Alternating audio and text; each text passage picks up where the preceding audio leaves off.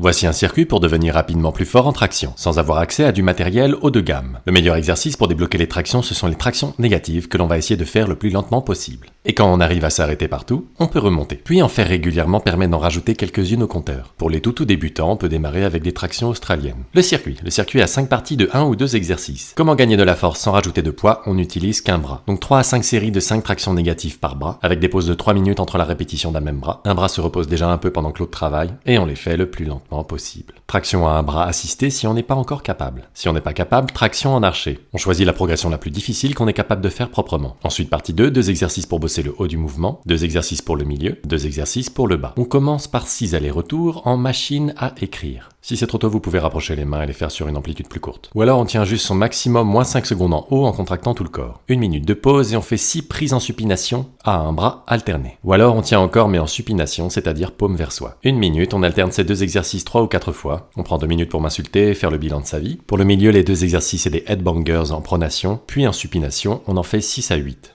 Ou juste tenir en pronation, puis supination. Pour le bas, on fait des tractions scapula à un bras, 5 par côté.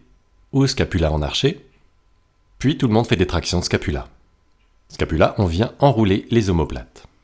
On prend 3 minutes de pause, on m'insulte. Et dernière partie, on fait une seule fois son maximum de traction. On prend 1 minute et on fait une fois son maximum de traction supination. Fini. Ce circuit est à faire 1 à 2 fois par semaine avec au moins 2 jours de pause entre les entraînements.